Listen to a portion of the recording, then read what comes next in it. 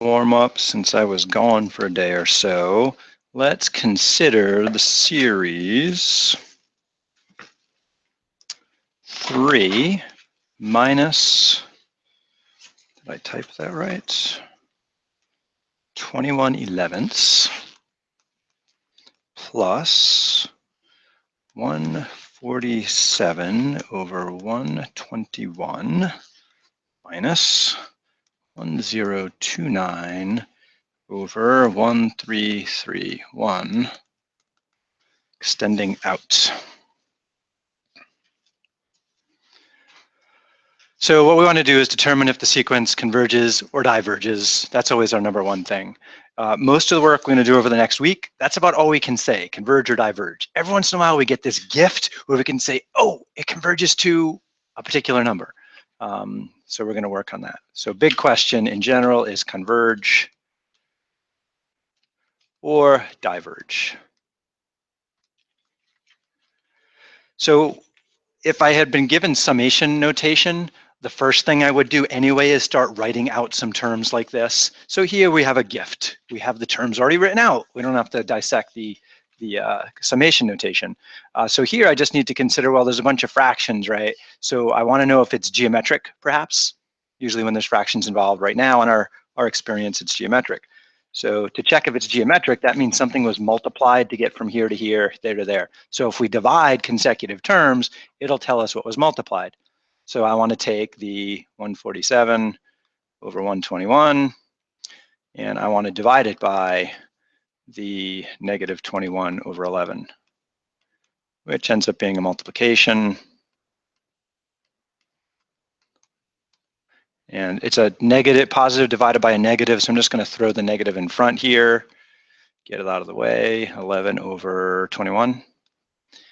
And let's see, does stuff reduce? Yeah, 11 goes into 121. And what else? Let's see, 4, 5, and 7 is 12. So 3 goes into these guys. 3 goes in there 7 times. Let's see, 3 goes into 12 4 times with 2 left over, what, 49? Oh, check it out. 21 goes into it. Yeah, I didn't notice that. Nice. So then 7 will go into there 7 times. So what is left here? Negative 7/11. Does that look right? Okay, so we know that that is R, the common ratio between terms, the base of our geometric series. And we know the starting term here is 3. So just for fun, this isn't part of the problem. I'm going to try and write this in summation notation because we're going to often be jumping back and forth between actual numbers and their summations. So in summation notation, actually before that, does this converge or diverge? Can I tell by looking at R? It's Monday, that's okay. Yes, I can. Since the absolute value of R is less than 1, then I have convergence. That's the rule for geometric series. So if I notice it's geometric and I can see R in absolute value is a proper fraction, I got that sucker nailed. Even better, the gift of geometric series is that we can actually say what the limit of the sum is. And we derived this in class, I think it was last Wednesday. The sum, which is the limit, so we usually call S the sum, which is the limit as n goes to infinity of a bunch of partial sums, S sub n, like stopping here, then stopping there, then grabbing another one, is equal to, for geometric, it's always the first term divided by 1 minus the common ratio. So here I'm saying A is my first term. So for me, I say, well, A is 3, I know that. And R is negative 7/11, so I'll have 1 minus negative 7/11. Negative 7/11. So that'd be 1 plus 7/11. That's 11 and 7. 18 on a good day. So that's 3 over 18/11. And so that's going to be what, 11/6 maybe when I finish cleaning that up? Yep, 3 goes into 18 6 times. So I think this is going to converge to 11/6, which should be what, 1 and 5/6. provided I didn't screw anything up along the way. It is Monday, maybe we should check. So next thing I'm gonna do is whip out some kind of arithmometer, some calculator, and say, hey, add up some terms. Am I really getting close to 1 and 5, 6 as I add more terms?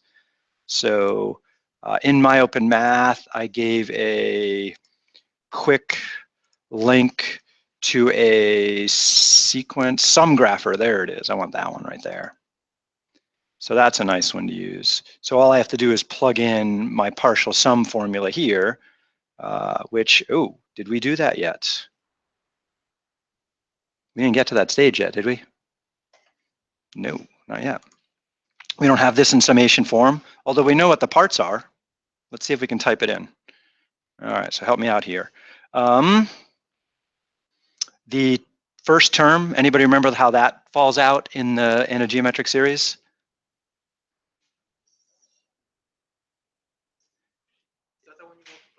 Yeah, it's the multiple. The first term is the multiple of every single term in the geometric series. So right away I can say, hey, there's going to be a multiple of 3. I could just put it in the numerator. Oops, that's not a 3. Okay, so there's my 3. And then instead of going divide by, I'm going to get rid of that. I'm going to say multiply by, parentheses, what's my R here? 11, no, that's not, that can't be right. Negative 7/11 is my R. So that's my common ratio. And notice it's going from negative to positive, negative to positive. It's got to be a negative number. Okay, so we don't want to forget that. So it's negative 7, there we go, over 11. And that is what gets raised to the power. And in this case, my power is the index, the variable of the sum. So then I can say, okay, raise u to the power I. Another catch. Hey, these guys are all negative. I must have made a mistake. Where do we start? No. Where should I start counting? Nope. 0. Yeah, you always got to double check. Should I start at 0? Should I start at 1? And here's, with geometric series, we usually start counting at 0. And so just to point that out, if I think about this set of numbers up top here, and I write down what I believe to be the sum formula, so I believe that if I add up my 3 times the negative 7/11 to some power I need the first power I to wipe this sucker out so there's only a 3 there, which means I want I to start at 0. Yeah. And the dot, dot, dot means go on forever, so that means I want to put an infinity up there, in which case I'm trying to calculate S right now. Okay, so the question is, are we heading toward 1 and 5, 6? So let's go take a look at what our calculator over here says. If I point to that guy right there, it says you are 1.846. Let's see, what is 5, 6? I think 5, 6 is around 0.84-ish. Did you get anybody calculate that? 0.83 repeating. So I've only gone out 10 terms, and it looks like I'm in the right ballpark. Sometimes what I'll do is I'll just graph the line y equals that number to see if the sum seems to be heading asymptotically over to it. So if I graph y equals 11.6, is that right? 11.6. Ooh, look at that. That's pretty. Yeah, so then I can just, hey, let's go out, grab some more terms. Maybe I could grab 20 terms and maybe zoom in. Zooming in, let's see, we want y to go from maybe, how about 1 to 2? That might have been zooming in too far, but let's see. And then I got to change the x scale. X, oh, that's not too bad. Let's just go out to like 25, see what's happening there. Yeah, so we can see geometrics tend to converge pretty rapidly or diverge pretty rapidly is what happens. And we can see this one is just zooming in really fast. So that point right there, we got 1.8335. Okay, so I could zoom in tighter if I wanted to see how far off they are, but I think we look pretty good, don't we? Do we have some good numerical evidence that our theoretical limit is accurate? Yeah, I think we're good. Question?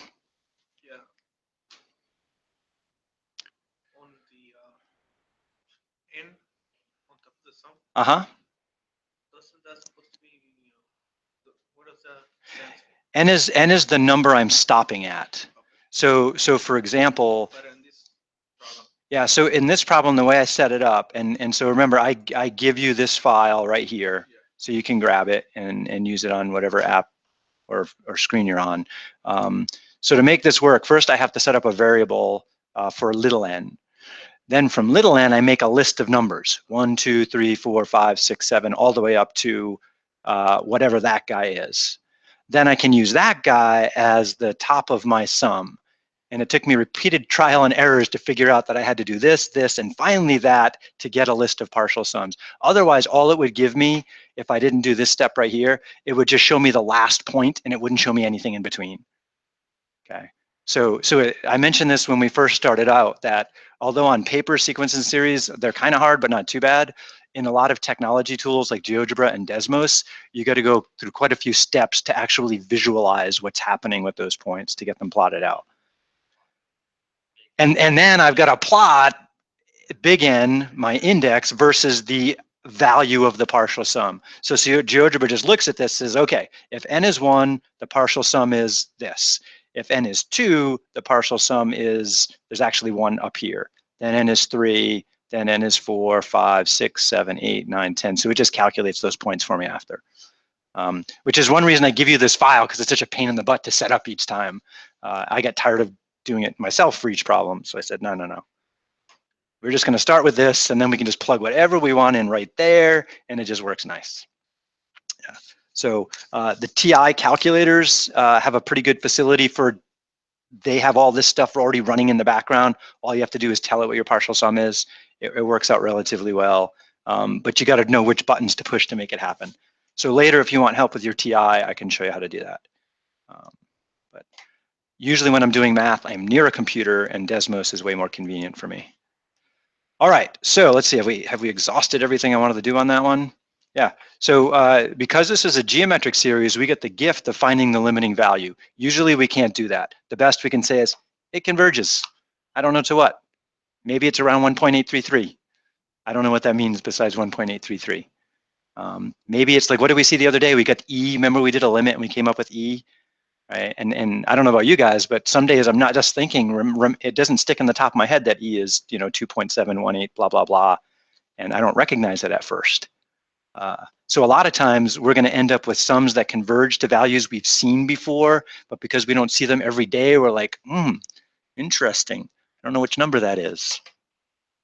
And there's more numbers out there that don't have special names than do, if that makes sense. Like 3/4, pretty easy number to wrap your mind around.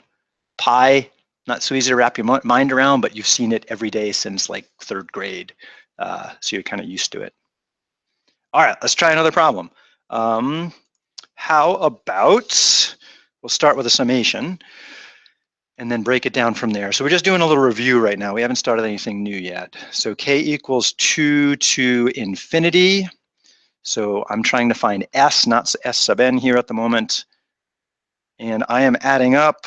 There's nothing special about me using a square bracket. For some reason I wrote it in my notes. I have no apparent reason why. Okay, so that's my sum right there. Something to think about. That's a complicated formula.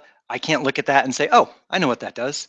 I got to write out some terms to get a feeling for it. So then I just start writing out some terms.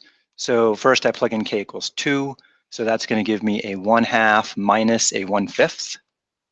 And I'm going to group those together because they're grouped up there. Plus k equals 3. What do we get? 1/3 minus 1/6. And then k equals 4. And so I start writing them out, sometimes a couple, sometimes 3, it just kind of depends. 1/4 plus 1/7. And then all of a sudden I'm having a dawn of realization, hey, wait a minute, 3rd, 4th, I'm gonna see 5th in a minute. So I'm gonna do another one. I'm gonna have a 1/5. Oh, that should be a minus, thank you, Clint. No, Control T, come on, where's my eraser? There we are. All right, minus, thank you. 1/5 minus, what is it gonna be, 1/8? 1/8. So I'm feeling quite fortunate right now because there's a negative 1/5 there. Oops, let's switch colors. Positive 1/5 over here. And there's a negative 1/6 here, and guess what's going to come out here? A positive 1/6 to go with it. So this is going to start collapsing in on itself, which is kind of cool. When you have series that collapse in on themselves, and anybody remember from the book what that's called? Oops, wrong key. Please tell me you're reading the book. Lie if you're not, just to make me feel good. Thank you for lying. It's too long ago. So it's called the telescoping series when they start collapsing in on themselves. Telescoping. Okay, you saw it this morning. Now it's ringing a bell. Yeah, so this is a telescoping series. And telescoping series are wonderful because they're like geometric series. We can actually say if they converge, we can say to what, which is wicked cool. All right, so let's list out some more terms. So I'm going to jump way to the end over here. So let's say I just went out to 10. So maybe instead of calculating s right here, I'm just going to calculate s sub 10. So I'm not going to go to infinity. That's too far today. I can't handle that. So then let's see. This was k equals 2. This was k equals 3. This was k equals 4, 5. So down on the end here, I'm going to have k equals 10. And what's that going to look like? That's going to be a 1/10 minus a 1/13. And then right before that would be the 9th one, and that'll be a 9th minus 1/12. I think I'll throw one more in there. Where are we? 1/8 minus 1/11, right?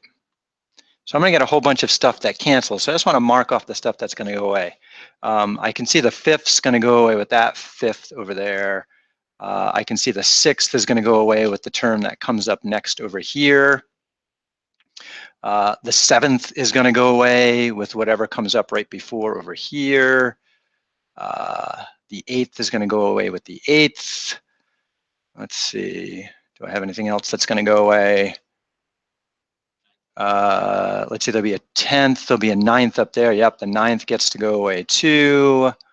And then right before this, I'm going to have what? There's going to be a 1/10 over here with a 1/7. So the 10th is going to go away too. And then I think I ran out of things to get rid of, didn't I? Everything should go away except for the last term. Not necessarily. It depends on how far apart these two guys are right here. Yeah. It depends on how far apart they are. So it looks like, so what's left behind, I have the first 3 parts got stuck staying, and then I got the next 3 parts got stuck staying. And notice there is a 3 right there separating k. So these two numbers are always 3 apart, so they skip some stuff. And so it looks like s sub 10 is just going to be 1/2 plus 1/3 plus 1/4 minus 1/11. The last 3 terms, minus 1/12, minus 1/13. And then I can kind of generalize that a little bit. I can say, oh, well, then s sub n ought to be something similar. You are going to be stuck with the first 3 terms, 1/2 plus 1/3 plus 1/4, 1/4, there we go. And then I'm going to have minus the last 3. Well, if that's n, then this number here is what?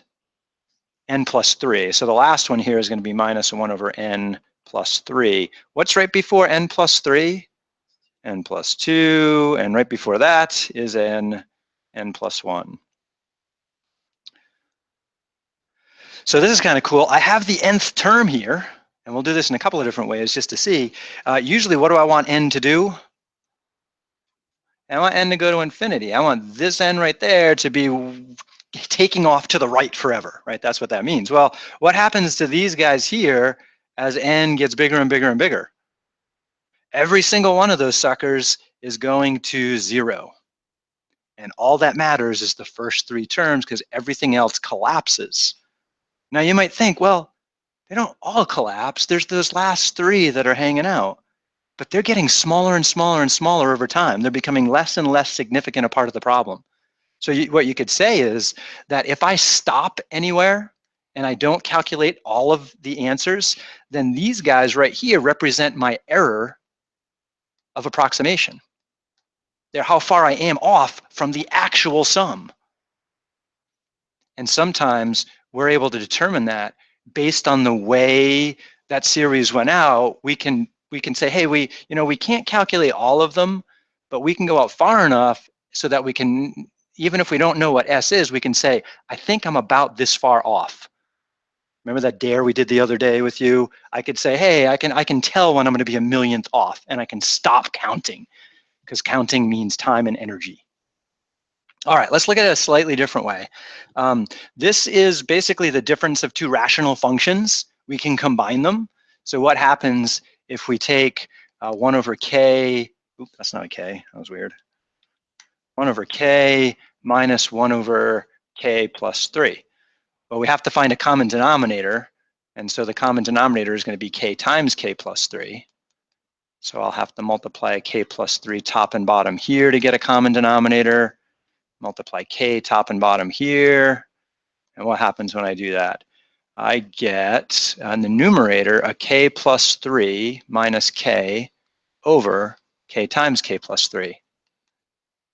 Now don't make the rookie algebra mistake of starting to cancel stuff, because that's illegal because we haven't cleaned up the numerator. But I can say, hey, k minus k is 0 plus 3 is 3. So now I have 3 over k times k plus 3. So another way to view the series is we're adding up as k goes from 2 to infinity, 3 over k times k plus 3.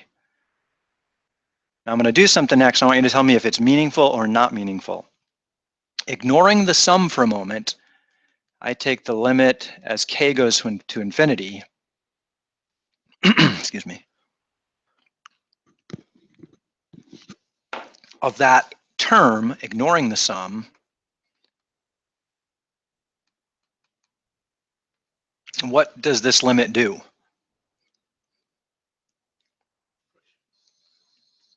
Yeah, it goes to 0, right? Is that useful information or useless information? It is useless. Excellent. Yeah, if it goes to 0, that doesn't tell me anything about the series, because sometimes when these guys go to 0, the sequence can converge. There's other sequences like 1 over n that diverge. Remember, that was the harmonic series we looked at last week. So just to note, this tells me nothing.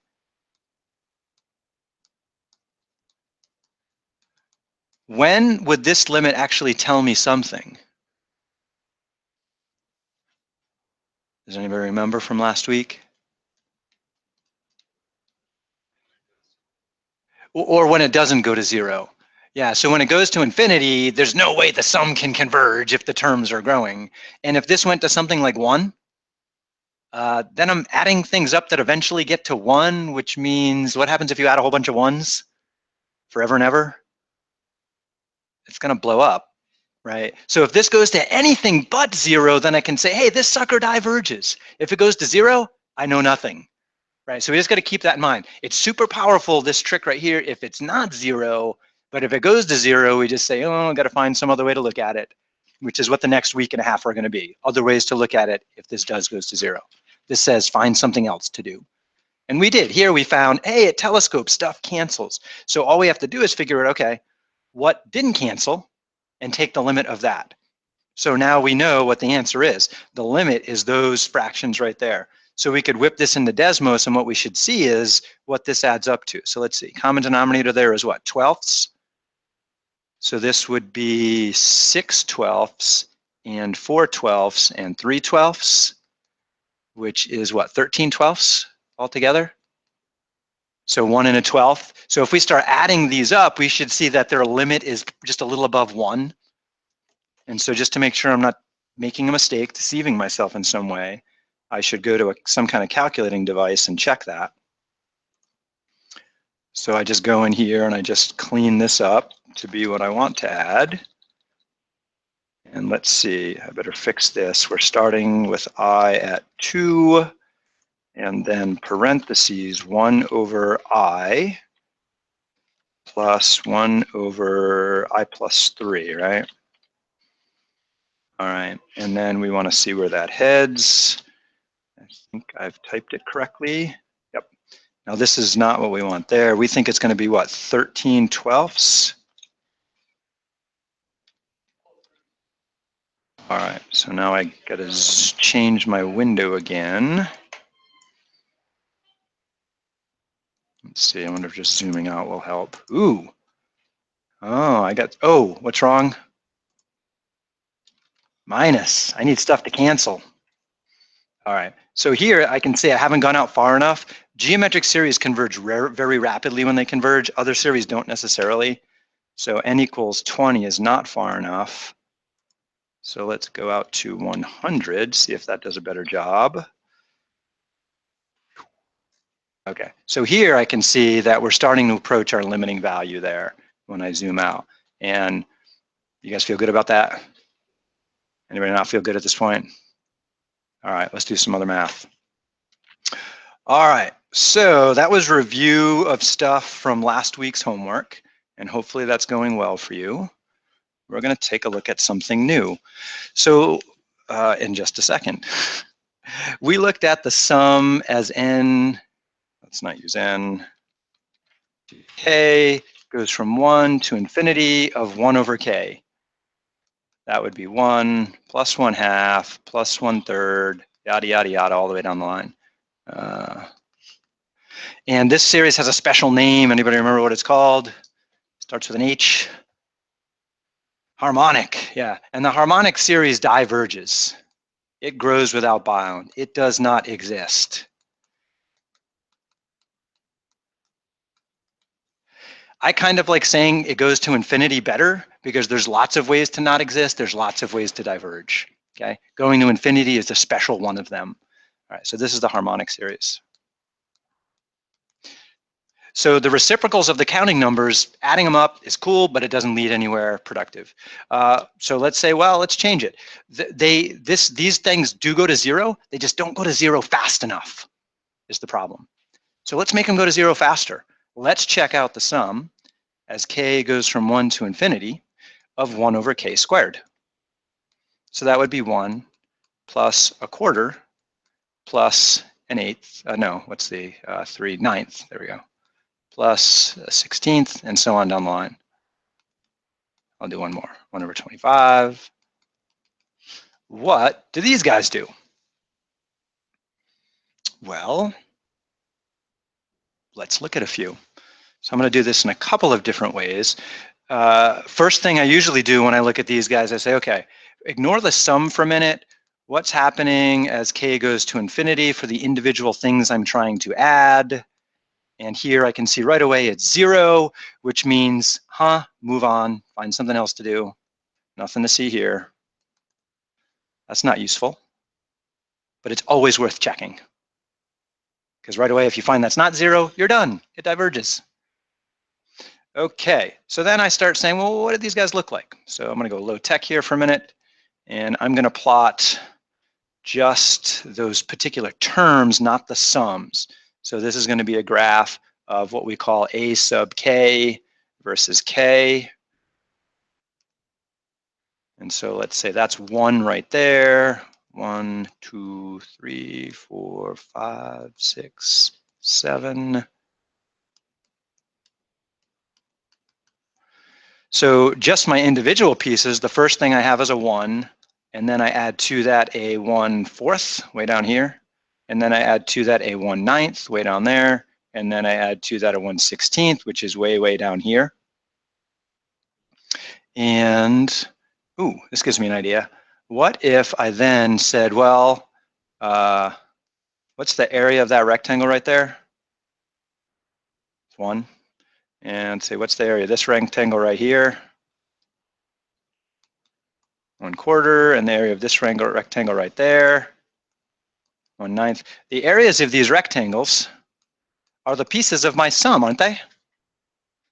And we are professionals at analyzing rectangles added up like that. Now, it's kind of like a Riemann sum, but here I'm saying my delta x is 1, which is a big but delta x. Usually we want delta x to be a little tiny number, but here we're making it giant. Now we can't change that interval because otherwise that's not what I'm trying to add up. But just note here, these red things right here are the sum as k goes from 1 to, let's say, infinity of 1 over k squareds. Those are just what I want. I mentioned before that everything we've done with continuous functions can help us analyze these discrete functions. Discrete means countable, and these things are countable. These points right here remind me of points on the graph of f of x equals 1 over x squared. That would be this curve right here. To the best of my artistic ability today, it is asymptotic this way, it is asymptotic that way. So how are my rectangles related to this graph aside from there's points, they have points in common? What's that? The integral, yeah. Wouldn't you agree that my sum here, S,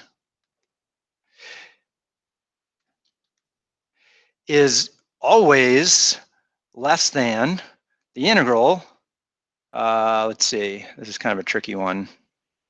So I got that first term right there. I'm going to sneak a 1 in, I'll put in an after.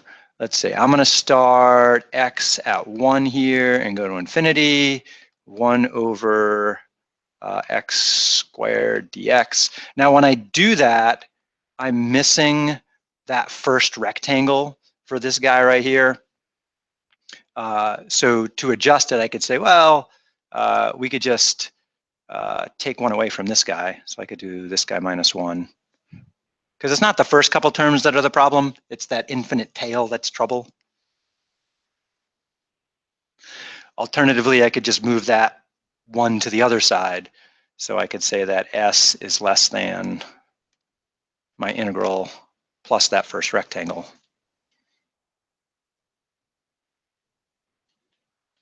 And we've done integrals like this. These are called improper integrals. And we can break them down by putting a dummy variable up there, b, and say, okay, let's look at the limit as b goes to infinity of the integral as x goes from 1 to b of 1 over x squared, and see what happens to that. All right, what's an antiderivative for 1 over x squared, or x to the negative 2? We haven't done many integrals lately. It would be x to the negative 1, right? 1 over x, and then times the negative 1. Okay, and we're gonna, oops, I gotta sneak in there the limit. Oh, my tool's right there the whole time. There. Move you over a little. There we go. And squeeze my limit in there as b goes to infinity. And then I evaluate this guy from 1 to b. All right, so let's see what happens when I do that. I'm going to sneak it over here on the left side. I'm going to get a negative 1 over b.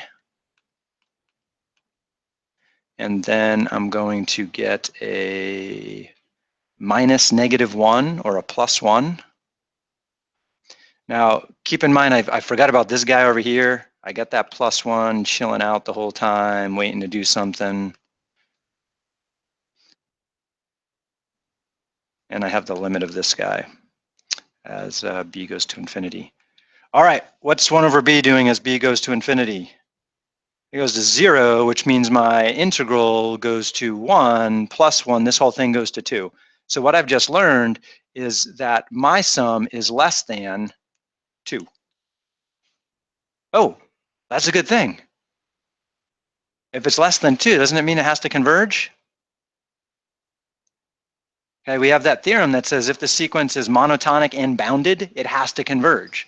Monotonic means it's either always increasing or always decreasing. Are we always adding on a little bit more? Yeah, we can definitely show it's an increasing sequence. We have a geometric proof of it right here. We could do the algebra if we wanted. And then we can say, well, the sum is always less than 2. So we know there's a limit. So we know this guy converges. Minor flaw in all of this, we don't know what it converges to. Oh well. But we can keep adding up terms and we can start seeing where it's headed. So I'm just going to ask the computer to show me, hey, can you tell me where this thing's headed maybe? So we just clean this up a little bit. We don't need that. And we square the I. Squared. Definitely converging to something. We could zoom in there and kind of look at those numbers. So let's say minimize U, settings, Y. That's 2 up there. It looks like we're underneath 1 somewhere. So I'm just going to guess, let's go from 0.5 to 0.9. Oops, did I go to, oh, I'm on the wrong axis. You want to do that? Let's see, we want to go up to 100. There we go. Y-axis going to be, what was I saying, like 0.5 to 0.8 maybe? Enough. Okay, so I can kind of see what this sucker's up to, and I can ask, hey, where are you right now? Oh, 0.635-ish, 0.6349-ish, 0.6348-ish. All right, you're increasing. We know you're always less than 2, so it's got to be heading to something. Can we safely say it's like exactly 0.65? I have no idea. We don't have enough terms. Sometimes these things take a long time to get closer to their limit. So we could find this thing is going to climb, you know, quite a bit higher. For all we know, it's 0.7 or 0.666666666. I don't know yet. Okay. So what we're going to have to do is keep searching for ways to say, all right, we know it converges. Now how do we figure out where the heck it converges to? We're going to work on that in another week and a half, 2 weeks probably. For now, we're just going to say, oh, it converges. Okay, can we take this farther? So what we've seen right now is that the sum of the 1 over n's, that diverged because these guys didn't go to 0 quick enough. The sum of the 1 over n squareds, they converged. These little pieces went to 0 quick enough. And it's all a matter of how fast do they go to 0. So could we guess at some other things that are going to work out here? Like, can somebody say, all right, based on this, I bet blah, blah, blah is going to converge. Give me a blah, blah, blah. Sum of 1 over n cubed is going to do what? It's going to converge. Yeah, I agree with you. How come? It's going to go to 0 faster than 1 over n squared did because n cubed grows faster than n squared. Yeah, so I think we got a pretty good bet that if, let's say we call these guys 1 over n to the power p. If p is greater than or equal to 2, we have an excellent intuitive sense that based on this example right here, these guys will converge. I don't really know what's happening between 1 and 2. Like, what if we checked out, I'm going to put this one in red because I don't know. What if we did 1 over, what's between 1 and 2, like 1.5? What about n to the 3 halves? Is that sucker going to converge? Well, let's take a peek at it as a function. So what is 1 over x to the 3 halves looking like? Oh, let's ask GeoGebra. Oops, there we go. So 1 over x raised to the power 3 halves. Okay, compare that to something like 1 over x squared. They look pretty darn similar.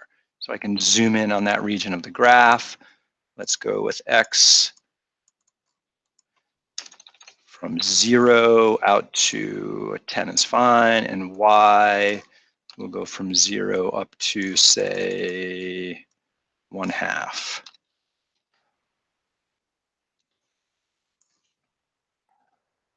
Okay, so the red one is my 3 halves function.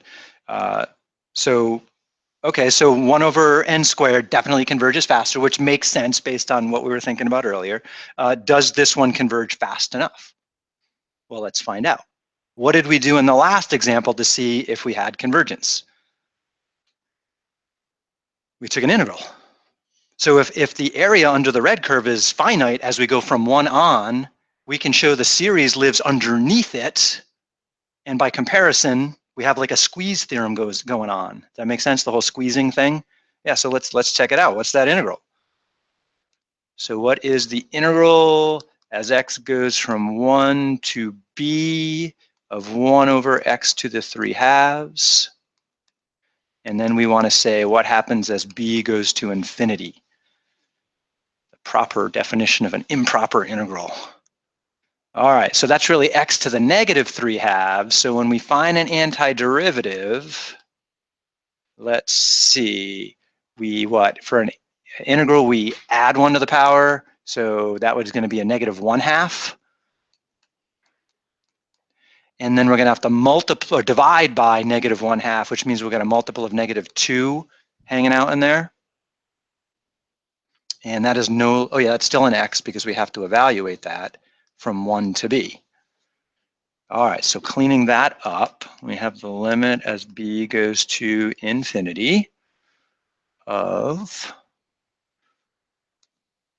negative 2, and I'm going to rewrite with the get rid of the negative exponent, so that would be 1 over b to the 1/2 or the square root of b, whatever you prefer, minus a negative, so then plus 2, right? Square root of 1 is 1. All right, and let's see, as b gets big, its square root gets big.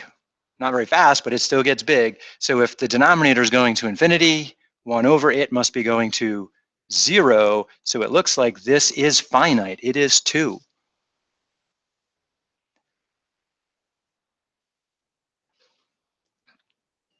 So I'm going to steal for a second this picture. I want to turn off the blue curve, close, and let's see, how do I do a screenshot again? I need my magic tools and a new page. I can squeeze it in here. Screen clipping. I want you. Let's go from here. That's sufficient. And we'll just squish you a little bit. Oh, it won't let me squish you completely. Oh, it only let me edit it. Bummer. It's kind of good. It's only letting me squish it proportionally. It won't let me flatten it.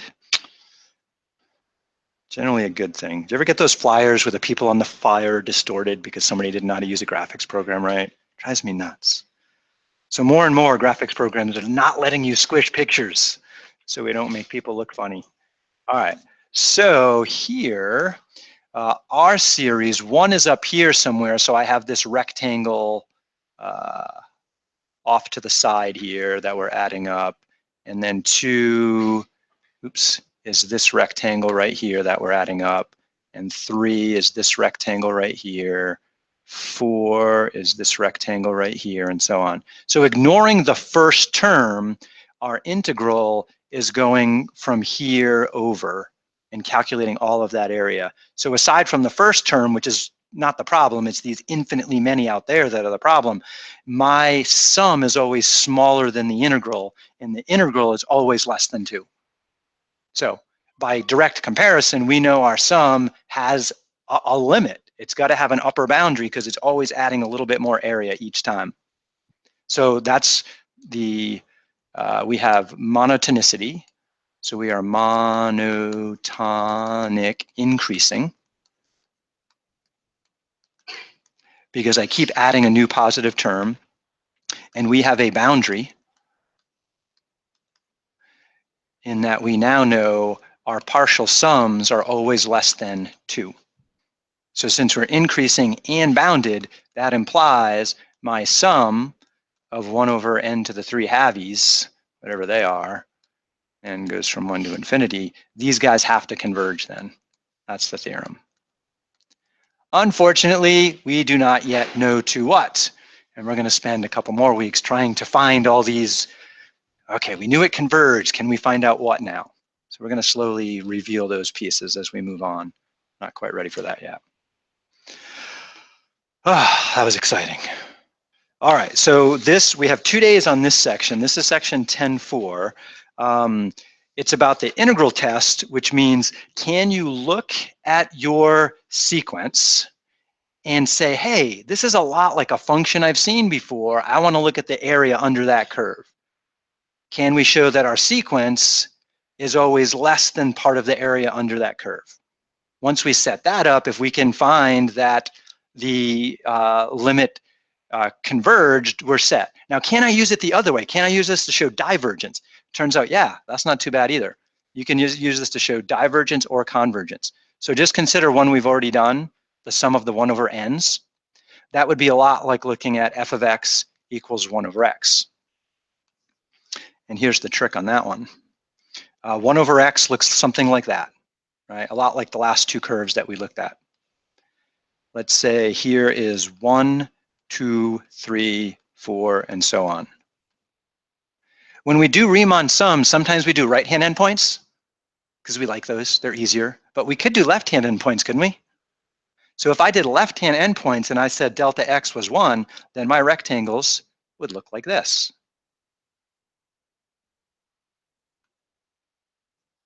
Now, which is bigger? My sum, these rectangles, or the area under the curve from here on? The sum is bigger, yeah. And if you take the antiderivative of this, integral as x goes from 1 to any number b of 1 over x, what's an antiderivative for that sucker? Natural log, right? Yeah, so this would be the natural log of x, but really we're going to have a natural log of b minus a natural log of 1. What's the natural log of 1? 0. So basically this integral is the natural log of b. Does anybody know what the natural log does as b goes to infinity? Does it have an asymptote or does it grow forever? It continually grows. It grows wicked slow. Like an exponential function is like the fastest growing thing we know. Logarithms are like the slowest growing thing we know, but they still grow forever. So what I have here is the area under this curve is infinite, but my sum is bigger. So since the integral diverges, the sum must diverge. And so that's going to happen all the time. So if we have some sum, let's call it sum of the f of n's, we can compare that to the integral of the f of x's. And let's say we're using 1, but it could be starting anywhere. Oops, that would be x equals 1. These converge or diverge together.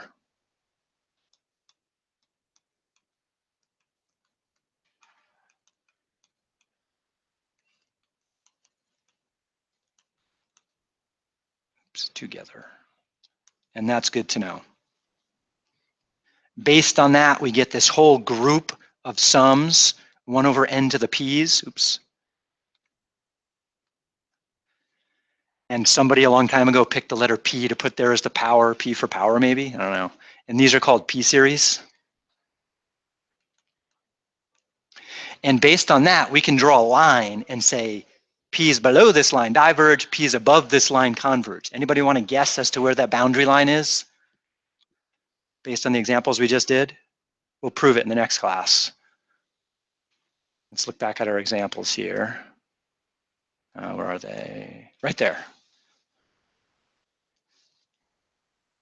Diverge, converge, converge, converge. What did 3/2 do? We showed it converged. Okay. So what p is the boundary of convergence and divergence? Take a wild guess. 1. Yeah, it turns out if it's 1 or less, doesn't shrink fast enough. If it's more than 1, it will shrink fast enough and it'll converge. Yeah. And those are called p series. And they're based on comparing them to integrals. So p is less than or equal to 1, we have divergence. If p is greater than 1, we have convergence. And we'll do that with a little more clarity in the next class. But section 10.4 is all about that. So as long as we can find an antiderivative, that's the other challenge. So far, we've just done easy ones. Then we can at least say converge or diverge. Unfortunately, the integral does not tell us what it converges to. It just says it's below this bar, whatever the bar is. It just sets the bar, is what it does. Okay, have fun, do good math. We'll do more of this tomorrow. I hope that little review in the beginning helped warm us up for this week.